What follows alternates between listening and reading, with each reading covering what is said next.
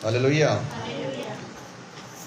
मरकुस रचित सुसमाचार इसका 10वां अध्याय और 17 से लेकर 22 तक हमने पढ़ा है। मरकुस रचित सुसमाचार इसका 10वां अध्याय और 17 से लेकर 22 तक इस घटना को हम लोग जानते हैं कि जहाँ पर एक जवान व्यक्ति प्रभु यीशु मसीह के पास में आता है और कहता है कि उत्तम गुरु, अनंत जीवन का अधिकारी होने के लिए मैं क्या करूं, है ना। तो प्रभु यीशु मसीह उसको कहते हैं कि आज्ञाओं का पालन कर। तो प्रभु यीशु मसीह उससे वो कहता है कि मैं बचपन से ही, है ना, इसे मानता आया हूँ। तो प्रभु कहता है कि हाँ, तुझ में एक बात की घटी है कि तेरा जो कुछ है वो कंगालों को बांट दे, तब तुझे स्वर्ग में धन मिलेगा। लेकिन जब वो ये बात सुनता है तो वचन में लिखा है कि वो इससे उसके चेहरे पे उदासी छा गई और वह शोक करता हुआ, दुख करता हुआ वहाँ से चला गया, क्योंकि वो बहुत धनी था। आज फिर एक बात पर हम लोग थोड़ा देर मनन करेंगे। थोड़ा सा महत्वपूर्ण बात है और थोड़ा समझने के लिए अपने को ध्यान देना पड़ेगा। और बात यह है कि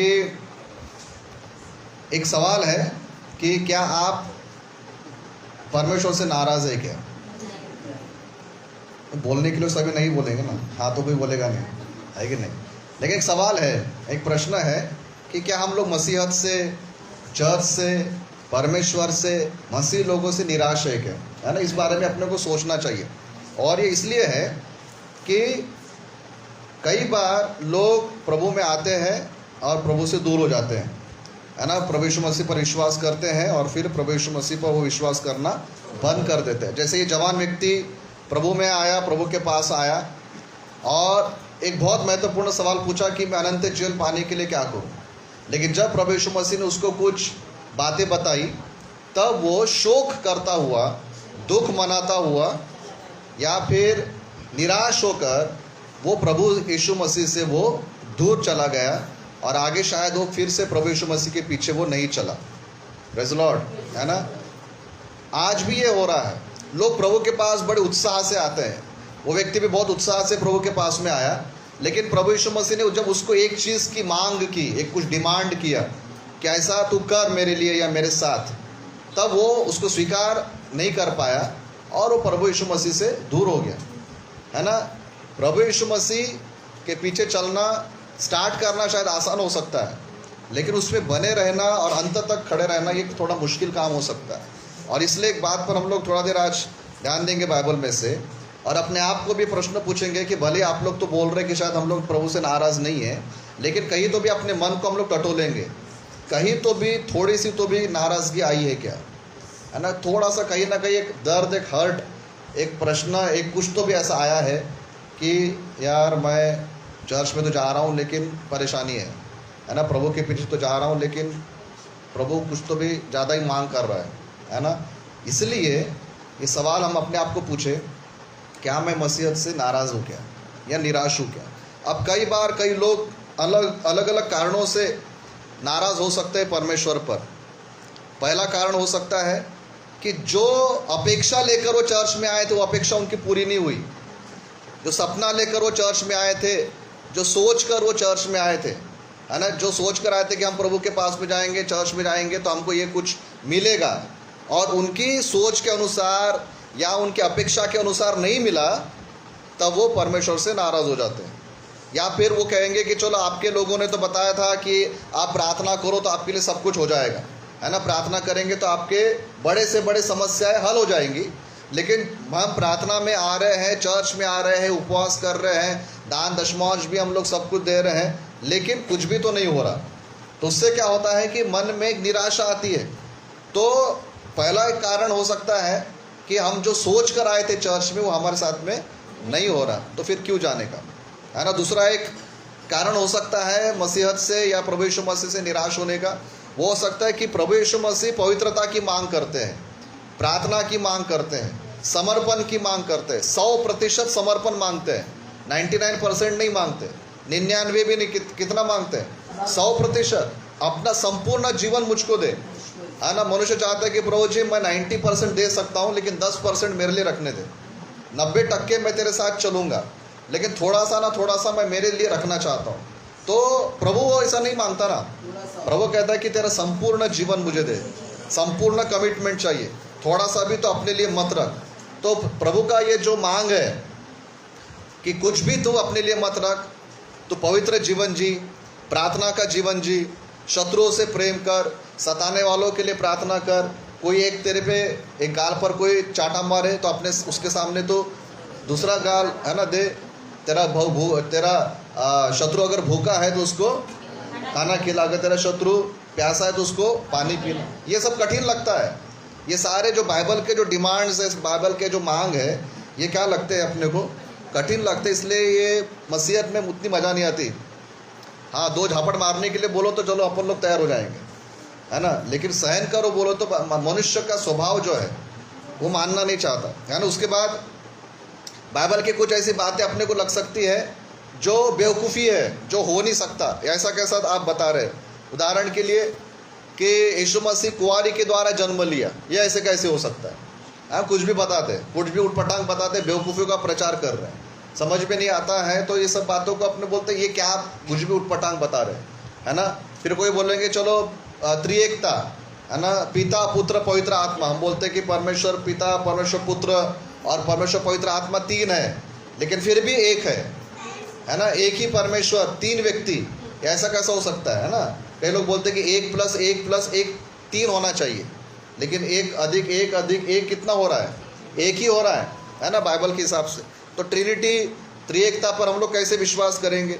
और फिर उसके बाद मुर्दों में से जी उठना, है ना, प्रभु यीशु मसीह क्रूस पे मर गए, तीसरे दिन मरने के बाद जी उठे, है ना। ये क्या बात है कि ऐसा कैसा हो सकता है कि कोई व्यक्ति मर गया और तीसरे दिन वो मुर्दों में से जी उठा।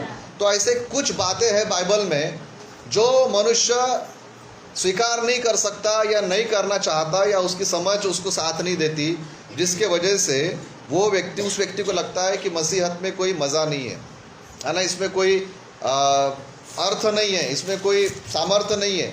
और इसलिए वे लोग क्या हो जाते हैं, धीरे धीरे मसीह से दूर हो जाते हैं।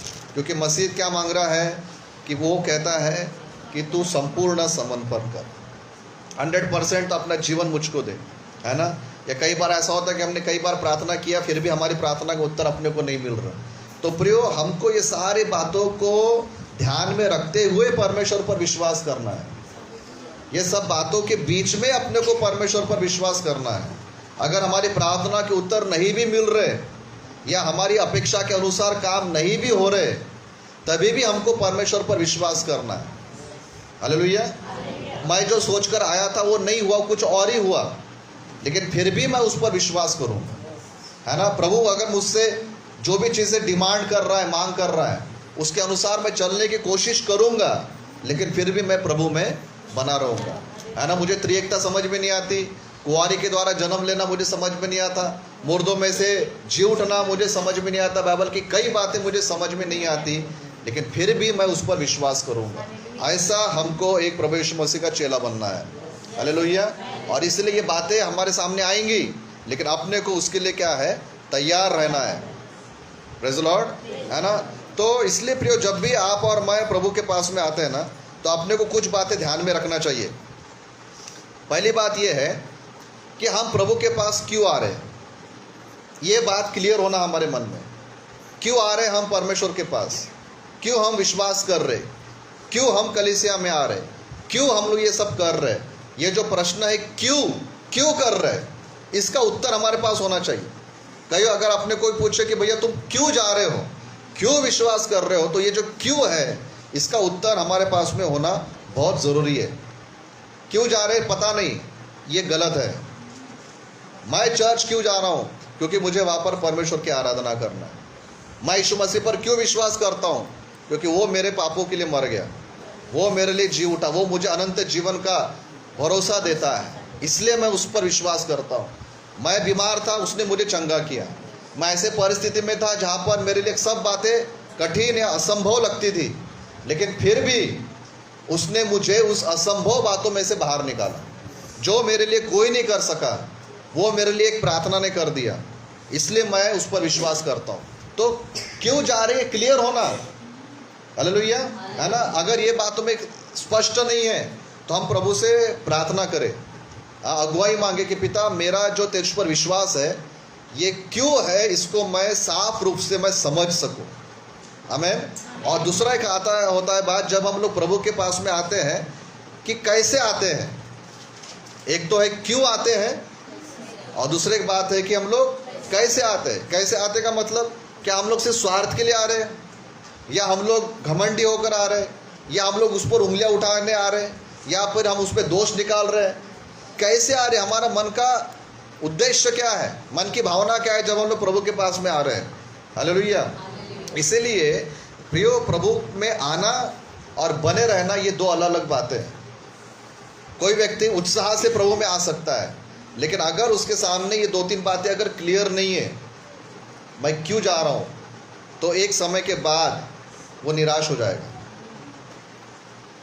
मुझको मालूम ही नहीं मैं क्यों जा रहा हूं, पीछे हो जाएगा। कैसे जा रहा मुझे मालूम ही नहीं, पीछे हो रहा है।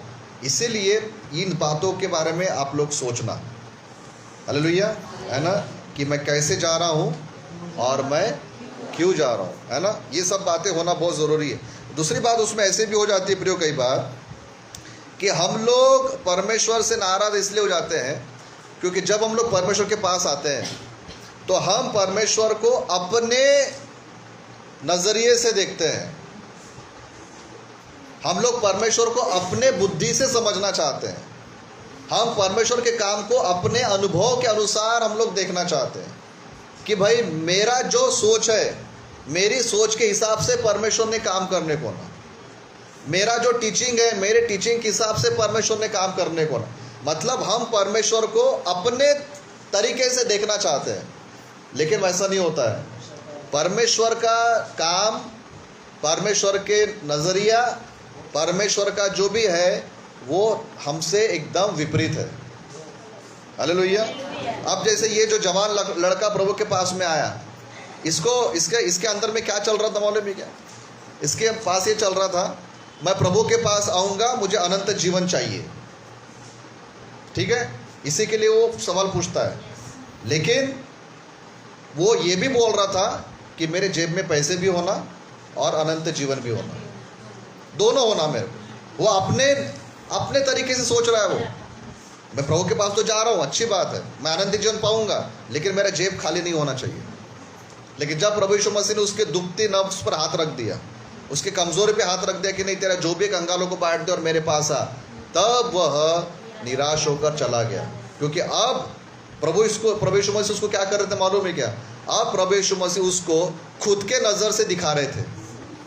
अभी तक वो अपनी नज़र से देख रहा था प्रभु को, लेकिन प्रभु यीशु मसीह ने क्या किया? उसकी आंखें पलटा कर उसको ये दिखाना चाहा कि अब तू मेरी आंखों से देख आत्मिक जीवन को। तब वो निराश होकर चला गया। कई लोग इसलिए नाराज हो जाते हैं क्योंकि जब तक उनको लगता है कि मेरा सब कुछ अच्छा रहे, मेरे हिसाब से परमेश्वर ने चलना चाहिए, मेरे अनुसार चलना चाहिए, मुझको प्रभु ने कुछ बोलना नहीं चाहिए, मैं जैसा हूँ मुझको उंगली ने मत उठा, बस तू मुझे आशीष दे, है ना।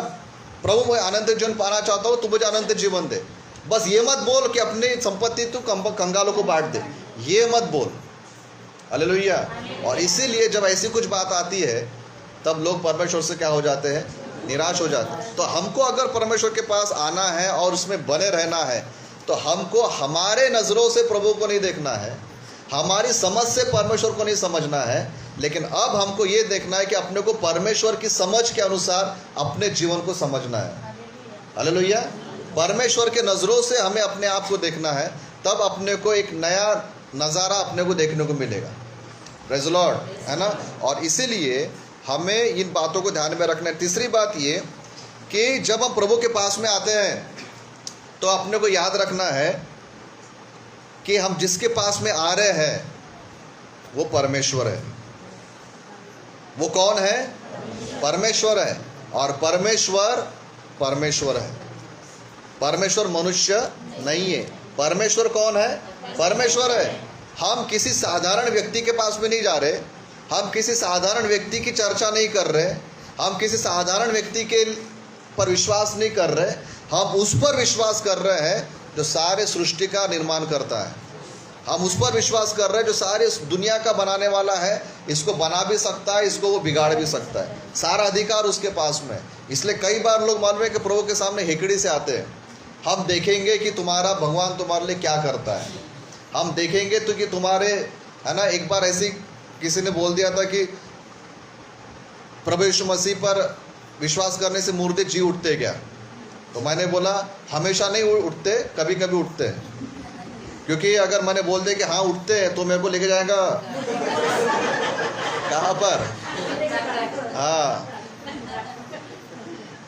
प्रॉब्लम में आ जाऊंगा ना, इसलिए। और बाइबल में ये भी तो लिखा है कि मुर्दे जी उठे, और आज भी कुछ प्रभु के दासों की सेवकाइयों में मुर्दे जी उठ रहे हैं, है ना। तो मुझे उसको बताना पड़ा कि भैया अगर सभी मुर्दे जी उठेंगे तो दुनिया में पैर रखने को जगह नहीं है, क्योंकि मृत्यु आवश्यक है ना। हर एक का एक लाइफ टाइम होने के बाद उसको जाना आवश्यक है, और ये परमेश्वर की ओर से है। लेकिन अगर कुछ ऐसी आवश्यक परिस्थिति है, अगर ज़रूरी है कि वो व्यक्ति मुर्दों में से जी उठे, तो प्रभु उसको मुर्दों में से जिला भी सकता है ना। तो परमेश्वर करता है काम, लेकिन अपने को अपने नज़रों से नहीं देखना, अपने को उसकी नज़रों से देखना है ना। अगर कोई मुर्दों में से जी उठा, शायद उसकी इच्छा होगी। अगर कोई मुर्दों में से जी नहीं उठा, उसकी इच्छा होगी। हालेलुया। इसलिए मृत्यु को भी विश्वासी लोगों ने दुख भरे नज़रों से नहीं देखना चाहिए। मृत्यु तो आना है ना, मृत्यु तो आना ही है, लेकिन विश्वासियों का मृत्यु के तरफ देखने का जो नज़रिया है वो अलग होना चाहिए, है ना। ज़रूरी नहीं है कि सब लोग जिंदा रहे। अगर ऐसा होता तो प्रभु के बड़े बड़े दास लोग कभी नहीं मरते, वो तो हमेशा जिंदा रहते हैं। लेकिन हमको किसके नज़र से देखना है?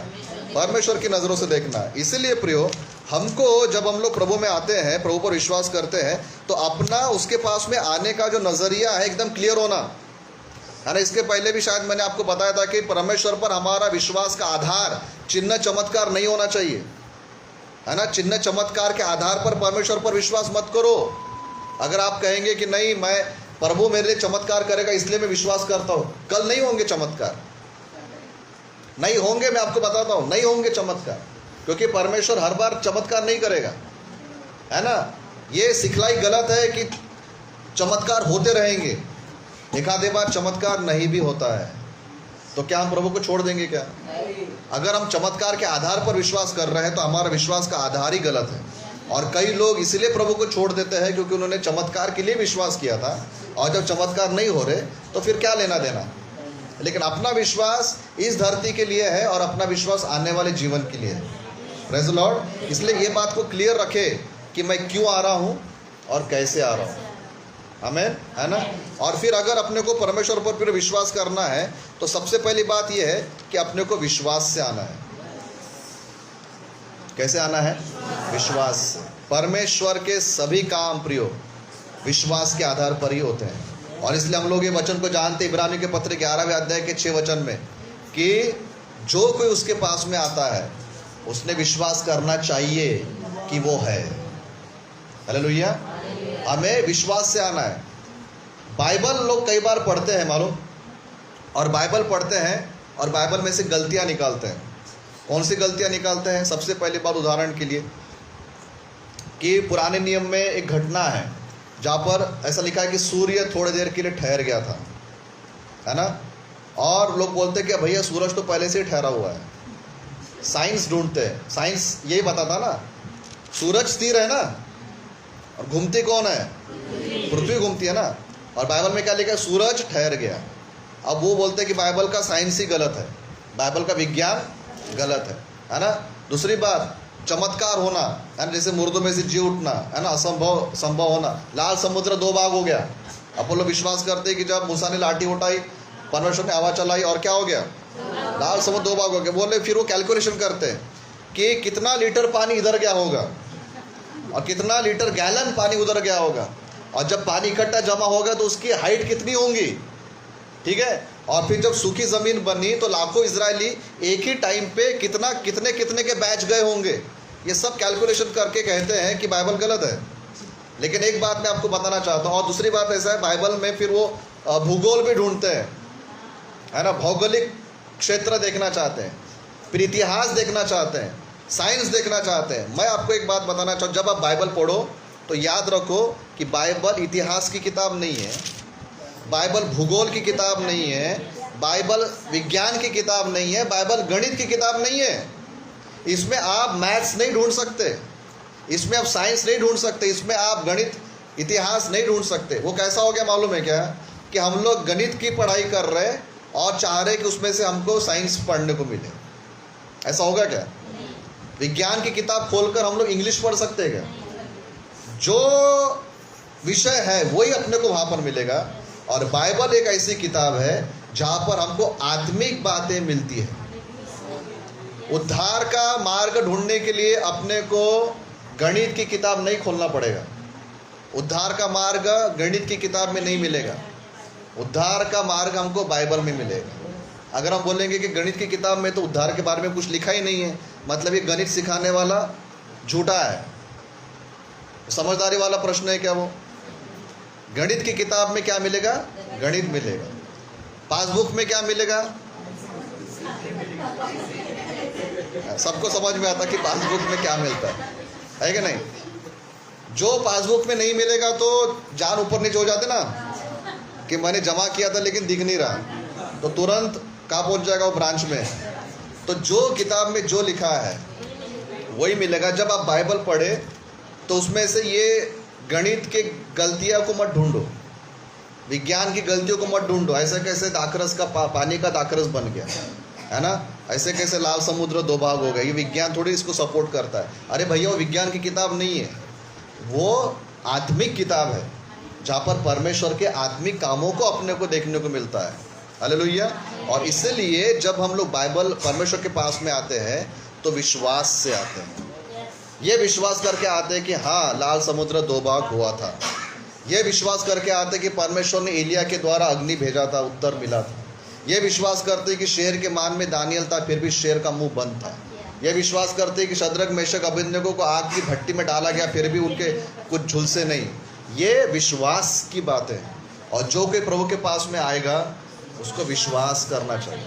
और बाइबल ये भी कहती है कि जो विश्वास करेगा वो उसके कामों को देखेगा। अगर हम विश्वास नहीं करेंगे तो उसके कामों को नहीं देख पाएंगे। इसलिए पहले जो बात है, आप प्रभु के पास में आए तो कैसे आए? विश्वास से आए।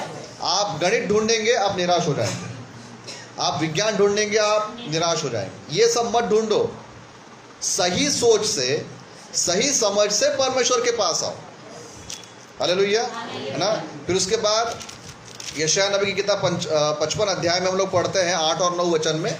वहाँ पर प्रभु का दास यशायाह लिखते हैं कि परमेश्वर कहते हैं कि मेरे मार्ग और तुम्हारे मार्ग में ज़मीन आसमान का फ़र्क है। मनुष्य के मार्ग अलग है और परमेश्वर के मार्ग अलग है। मनुष्य का सोचना अलग है और परमेश्वर का सोचना अलग है। इसलिए फिर जब भी हम लोग परमेश्वर के पास में आते हैं और कोई परमेश्वर के काम को देखना चाहते हैं, उसके कुछ अनुभव लेना चाहते हैं, तो ये मत बोलो कि परमेश्वर तू मेरे बुद्धि के अनुसार काम कर। हमको ये बोलना है कि परमेश्वर पिता तू अपने तरीके से काम कर, मैं बस तेरे सामने रुका हुआ हूँ, मैं तेरे सामने ठहरा हुआ हूँ। हालेलुया। नहीं तो क्या हो जाएगा मालूम है? हम लोग निराश इसलिए हो जाएंगे कि मैंने तो सोचा था कि ऐसा ऐसा परमेश्वर करेगा, लेकिन परमेश्वर ने ऐसा काम नहीं किया। ये मत बोलो कि मैं जो सोचता हूँ उसके अनुसार प्रभु काम करेगा। हालेलुया, है ना। एक पुराने नियम में घटना हमको याद है ना। नामान जो कोढ़ी था, है ना, और वो एलीशा के सामने आता है चंगाई पाने के लिए। मैंने वो बताया था ना आपको कि वो रथ लेकर, है ना, सामने खड़ा हो जाता है और वो कहता है कि मैंने सोचा था कि तू बाहर आएगा, मेरे सर पर हाथ रखेगा, उसके बाद में चंगा हो जाऊंगा, लेकिन तूने ऐसा कुछ भी नहीं किया। उल्टा तूने अपने दास को भेजा और बोला कि जा यर्दन नदी में 7 बार डुबकी लगा। वो क्यों वापस चला गया? क्यों वो क्रोधित हो गया? क्योंकि वो पहले से ही अपने दिमाग में कुछ सोच कर आया था कि ऐसा होना चाहिए। हम लोग जब प्रभु के पास में आए ना, तो पहले से ही अपने दिमाग में कुछ बातें भर कर नहीं लाना है, हमें विश्वास से आना है और परमेश्वर को अपना काम उसके तरीके से करने दो। हमें उसके सामने विश्वास से रुकना है और वो समय आएगा कि वो अपना काम अपने तरीके से जब हमारे लिए करेगा। तो सपोपदेश की किताब 3:11 में ऐसा लिखा है कि उसने अपने समय में सब कुछ सुंदर बनाया है। उसके समय में सब कुछ सुंदर है, हमारे समय में वो सुंदर नहीं हो सकता। इसीलिए परमेश्वर को अपना काम अपने तरीके से करने दो। आप उसमें अपनी बुद्धि मत लगाइए। अगर आप परमेश्वर के काम में अपनी बुद्धि लगाएंगे तो आप निराश हो जाएंगे। इसलिए मैंने सवाल पूछा कि आप मसीहत से निराश है क्या? अगर निराश है तो उसका कारण ये हो सकता है कि आप अपने तरीके से परमेश्वर को चलाना चाहते हैं। वैसा मत करो, रुक जाओ, ठहर जाओ, नहीं समझ रही कई बातें, रुक जाओ। प्रार्थना हो गई है आपके लिए, ठहरे रहो, देखो परमेश्वर आपके लिए काम करेगा। हालेलुया। घाई मत करो, करेगा काम। अगर आपको लगता होगा क्या पास साहब हम लोग चर्च में आ रहे, कुछ भी तो नहीं मिल रहा, मैं आपसे एक ही विनती करता हूँ, थोड़ा देर रुको, रुक जाओ थोड़ा सा। काम होने वाला है, काम होने ही वाला है, रुक तो जाओ। अभी स्टेशन आने का है ना? हमारी गाड़ी चल रही है ना? ऐसा लगता है कि कब नागपुर आएगा, कब नागपुर आएगा, कब। अरे ट्रेन तो अपनी स्पीड से जाएगी ना, है ना? नहीं तो क्या पटरी छोड़ के भागेगी क्या ट्रेन, है ना? वैसा नहीं, क्या करो, रुको, ठहरे रहो, प्रभु काम कर रहा है। हालेलुया। हो जाएगा, टेंशन लेने की कोई ज़रूरत नहीं है ना? इसलिए परमेश्वर को अपने तरीके से अपना काम करने दो, नहीं तो आप निराश हो जाएंगे, है ना? और एक बार कि जब हम लोग बाइबल पढ़ते हैं या फिर जब हमको या यीशु मसीह को समझना है, हाँ, या बाइबल को या मसीहत को समझना है, तो अपने को बाइबल पढ़ना पड़ेगा। क्या पढ़ना पड़ेगा? बाइबल पढ़ो। उत्पत्ति से नहीं समझ में आएगा आपको, आप यूहन्ना रचित सुसमाचार से शुरू करो या लूका रचित सुसमाचार से शुरू करो। आप पहले यीशु मसीह जो व्यक्ति है उसको समझो, ये है कौन, है ना? वो लाल समुद्र 2 भाग हो गया, वो बाद में देखोगे, अभी उसका टेंशन मत लो, वो हो गया घटना, बार बार नहीं होने वाली है ना? उसको देखो, यीशु मसीह कौन है, क्यों आया, क्या किया, क्या सिखाया, उसका क्या बोला उसने, क्या क्या उसने क्लेम किया, अपने आप के बारे में क्या बोला, दुनिया को क्या सिखाया, उसकी स्टडी करो पहले उसको तो समझो। क्योंकि बाइबल का मुख्य व्यक्ति प्रभु यीशु मसीह है ना? ऐसा कहते हैं उत्पत्ति से लेकर प्रकाशित वाक्य में हर किताब में अपने को प्रभु यीशु मसीह दिखाई देते हैं। इसलिए पहले जीसस को तो स्टडी करो, यीशु को तो देखो, उसका ये कुंवारी के द्वारा जन्म लेना, उस पर उंगली मत उठाओ, लेकिन उसका अध्ययन तो करो, ऐसा क्यों हुआ, उसको कुंवारी के द्वारा क्यों जन्म लेना पड़ा, है ना? मरियम ने कोई पाप नहीं किया था, लेकिन परमेश्वर की सामर्थ के द्वारा यीशु मसीह का जन्म हुआ। इस पर स्टडी तो करो, किताब में पढ़ो, फिर उसका जीवन देखो, उसके काम देखो, उसके चिन्ह चमत्कार देखो, उसकी मृत्यु देखो, उसके मार खाना, कोड़े खाना, ये सब कब्र में रखा जाना, उसको स्टडी करना है अपने को। हालेलुया। हम लोग बस उंगली उठाने के द्वारा अपन लोग कुछ नहीं कर पाएंगे। मसीहत में अगर आप विश्वास करना चाहते हैं, प्रभु यीशु मसीह में विश्वास करना चाहते हैं, तो अपने को एक चीज़ तो करना पड़ेगा, और उसको बोला जाएगा अध्ययन। हालेलुया। बाइबल अध्ययन अपने को करना है। बाइबल जो अध्ययन करेगा वो ही स्थिर रह सकता है। चमत्कार के द्वारा कोई स्थिर नहीं रह सकता। मैं आपको लिख के देता हूँ, कोई चमत्कार हमको विश्वास में बना के नहीं रख सकता, क्योंकि रोमियो 10:17 में ऐसा लिखा है कि विश्वास सुनने से आता है और सुनना मसीह के वचन से आता है। हम कितना भी बड़ा चमत्कार देख ले, फिर भी हम लोग प्रभु से दूर हो सकते हैं। कितना भी बड़ा चिन्ह देख ले, कुछ भी देख ले, फिर भी हम लोग प्रभु से दूर हो सकते हैं, क्योंकि हमारा फाउंडेशन ही गलत है। विश्वास सुनने से और सुनना मसीह के वचन से आता है। जिसके दिल में, जिसके मन में वचन है ना, वो कभी हिल नहीं सकता। ये बात तो पक्की है, क्योंकि ये मैंने देखा है। हालेलुया। और मुझको भी अगर कोई संभालता है तो मुझे प्रभु का वचन संभालता है ना? और कभी कभी मालूम है कि कौन सा वचन मेरे सामने आता है। पिछले दिनों में जब जैसे अपन लोग परेशानियों में से गुजरते हैं, तो एक वचन 2-3 बार पवित्र आत्मा ने मेरे मन में डाला। वो वचन कौन सा था मालूम? कि मसीह यीशु के अच्छे सैनिक या योद्धा की तरह मेरे साथ दुख उठा। कौन सा वचन था वो? मेरे साथ दुख उठा। पौलुस ने तीमुथियुस को लिखा था कि तू पास्टर है, तू इवेंजलिस्ट है ना, तू मेरे साथ दुख उठा। ये वचन मुझको संभालता था। ना कोई आशीष का वचन संभाला, ना कोई चमत्कार का वचन संभाला, ना कोई भविष्यवाणी का वचन संभाला, कुछ नहीं। मुझको एक वचन ने संभाला कि मुझे मसीह के लिए दुख उठाना है, और जो मसीह के लिए दुख उठाने को तैयार है, सुख में तो आनंदित रहेगा ही ना, लेकिन दुख में भी बना रहेगा। लेकिन जो सिर्फ दुख में या जो सिर्फ सुख में रहना चाहता है, आने दो उसके जीवन में दुख, भाग जाएगा वो, क्योंकि वो दुख के लिए तैयार नहीं था। बाइबल को आने दो अपने मन में, वचन को आने दो प्रियो, बैठने दो। पॉजिटिव निगेटिव, सुख दुख तकलीफें, सब प्रकार के वचन आने दो, और यही जो वचन है प्रियो, ये हमको आनंदित रखेंगे, हिम्मत देंगे। हालेलुया। ये हमको निराश होने से बचाएंगे। Praise the Lord. और इसीलिए प्रियो एक जो सवाल है कि क्या हम यीशु मसीह से नाराज़ है? क्या हम परमेश्वर से नाराज़ है? हो सकता है आपकी प्रार्थना का उत्तर नहीं मिल रहा, हो सकता है जो सोचकर आप प्रभु में आए थे वो आपको नहीं मिला, लेकिन फिर भी आप बने रहो। इसलिए बने रहो क्योंकि एक बात बताता हूँ, यीशु मसीह ने एक बात कही, मार्ग सत्य और जीवन मैं ही हूँ, बिना मेरे द्वारा कोई पिता तक नहीं पहुँच सकता। इस जीवन के दुख ज़्यादा दिन के नहीं है, इस जीवन के परेशानियाँ ज़्यादा दिन के नहीं है, लेकिन एक ही है जो अनंतकालिक है, और वो है स्वर्ग का जीवन, या अनंतकालिक जीवन। हालेलुया। इसलिए भले ही प्रार्थना का उत्तर न मिले, फिर भी प्रभु मैं विश्वास करूँ। मेरी अपेक्षाएं पूरी नहीं हो रही, फिर भी मैं विश्वास करूँ। मुझे ये बातें समझ में नहीं आती, क्या है पिता पुत्र पवित्र आत्मा, कुआरे से जन्म, नहीं समझ में आता, लेकिन फिर भी मैं विश्वास करूँ। बाइबल मुझसे डिमांड करती, मांग करती कि तो पवित्र बना रहे, कोशिश करूँगा, प्रार्थना में रहे, कोशिश करूँगा, है ना। शत्रु से प्रेम कर, प्रभु कोशिश, मुझे हिम्मत दे, बल दे, प्रभु मदद करता है ताकि हम उसके वचनों के अनुसार चल सकें। हालेलुया। और इसलिए प्रभु के पास में आए तो अपना माइंड एकदम क्लियर रखो। परमेश्वर में आने के बाद कोई भी व्यक्ति निराश नहीं रह सकता।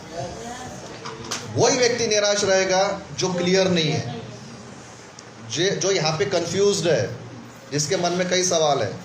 लेकिन कई लोग तो हंसते हंसते प्रभु के लिए मर गए, हंसते हंसते उन्होंने अपना बलिदान कर दिया, क्योंकि उनको मालूम था कि मैंने किस पर विश्वास किया है। हालेलुया, है ना। डॉक्टर बिली ग्राहम ने ऐसा कहा था एक बार कि मैंने आज तक एक भी व्यक्ति को ऐसा नहीं सुना है कि जिसने मसीह पर विश्वास करके पछताया हो, जिसने पछताया कि अरे मैंने बेकार ही प्रभु यीशु मसीह पर विश्वास किया, ऐसा मुझे आज तक दुनिया में कोई नहीं मिला। हमें, है ना। इसलिए प्रियो, विश्वासी जीवन, प्रभु यीशु मसीह पर विश्वासी जीवन एक बहुत आशीषित जीवन है। इस धरती पर भी उसकी उपस्थिति हमारे साथ रहेगी, इस धरती के बाद भी उसकी उपस्थिति हमारे साथ रहेगी। अगर कोई भी निराशा अगर आपके मन में है प्रभु यीशु मसीह के प्रति, आज उसको क्लियर करो, है ना। आपने कोई गलत निर्णय नहीं लिया है, ये मैं आपको गारंटी दे सकता हूँ। अगर आपने यीशु मसीह पर विश्वास करने का, उसके पीछे चलने का अगर आपने निर्णय लिया है, उससे सही निर्णय लिया। हो सकता है कि आज तक आपने कई गलत निर्णय लिए होंगे, लेकिन प्रभु यीशु मसीह के पीछे चलने का, कलीसिया में आने का जो आपका निर्णय है, सबसे सही निर्णय है। इसमें आप कभी नहीं पछताएंगे। हाँ, एक बात के लिए आप पछता सकते हैं, और बात है कि जब आप छोड़ के चले जाएंगे, है ना। जब आप छोड़ के जाएंगे तब आप ज़रूर पछताएंगे, लेकिन प्रभु में बने रहेंगे तो नहीं पछताएंगे। हालेलुया। प्रभु आप सबों को आशीष दे प्रियो, है ना। आइए हम लोग प्रार्थना करेंगे।